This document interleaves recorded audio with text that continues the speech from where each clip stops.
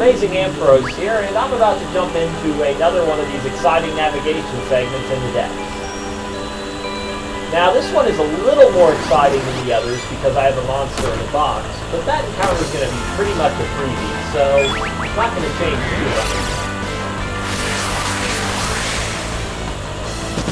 Luckily, at least, the overall trips are really short between the boss wars, so there's not too much change to be had.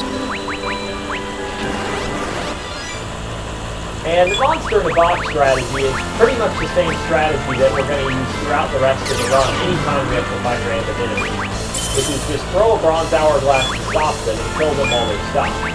We have way more bronze hourglasses than we can ever go through at this point.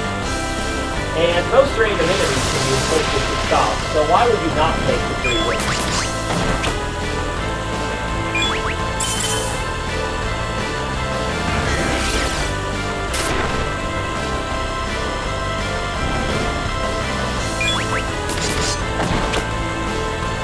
And it's really that easy, but this was a really rewarding encounter as Forum learns haste, and we get the Hypno Crown. The Hypno Crown is basically just a circlet with better defensive stats and a couple of status distances, which isn't the end-all, but it's certainly a nice upgrade for Golbez. Whereas Forum learning haste is going to be tactically extremely significant from this point onward in the run. As haste is an incredibly powerful buff, and before we had to use Kain's turns and his very shallow and people to inflict it. But now Forum can do it, and Forum often has free turns, so this really works to our favor.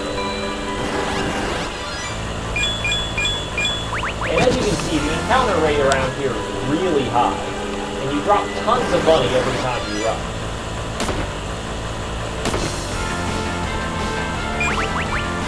I mostly just use Edge of Smoke, but some of the enemies are easy enough to run from with my current levels that I just get away before smoke comes out. But it's not too big of a deal because I really do have more money than I'll ever need at this point. Money's mostly only a concern in this game if you're planning to use Edward in the end game, and I'm not, so the only thing I'll ever really need to buy are more Phoenix Downs, and they're really cheap.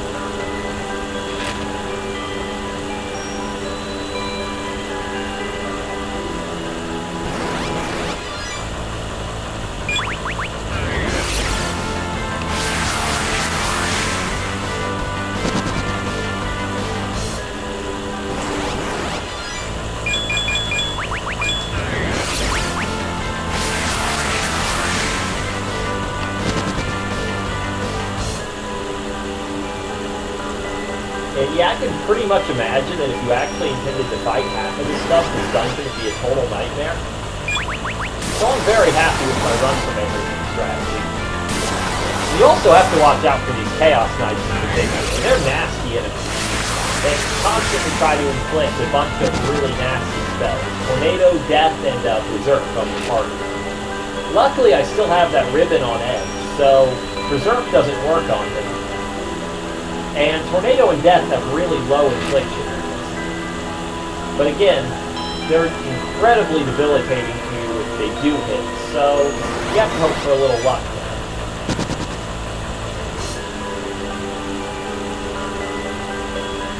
And here we get the Red Jacket, which is yet another piece of equipment for Edge. The early parts of the depths give you a ton of Edge equipment. Overall, the Red Jacket isn't actually a good piece of equipment. The Brave Suit is just better. The Red Jacket does have the advantage of resisting fire, but the Fire Scarf absorbs fire, so if I ever really need that status protection, I already have something better.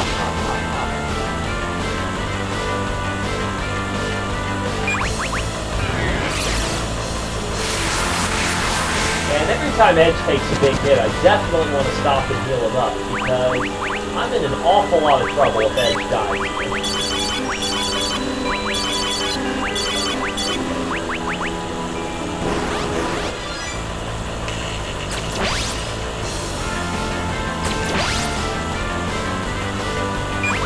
And it's always amusing when two characters with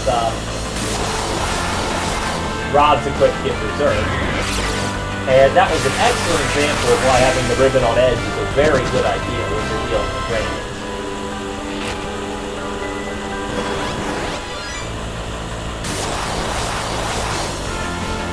those Chaos Knights, if they're feeling uncooperative, can easily berserk your entire party. There's just not much you can do to survive with that action. Of course, Berserk Kain hits like a truck, but Berserk Golbez, Rydia, and Korum are not going to be helping my winning chances here.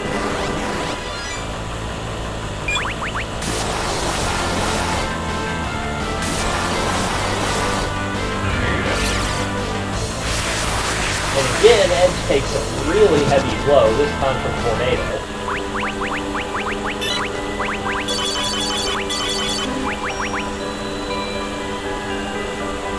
But we're now on the Final Fantasy II floor, so I'm just going to grab that X potion there and work my way back to the save point, and we're going to get another one of these fun scenes.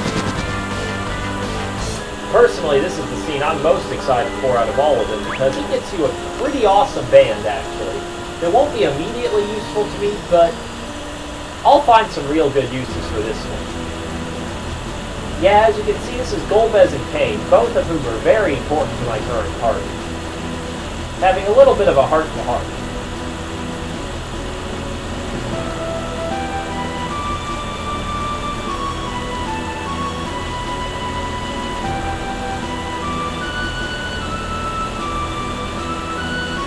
And the band they get out of this is a physical band that hits really, really hard. Right now, as long as Golbez is still primarily a caster, it's not going to help me. But if you've been watching the damage numbers, you've probably seen that Kain and Edge are catching up to Golbez's damage output very quickly.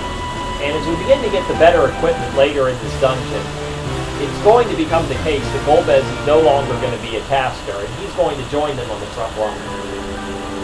But that's a concern for next time, as I'm going to break segment, and I'll be back as I beat a bunch of Final Fantasy II bosses, without even having my characters attack each other.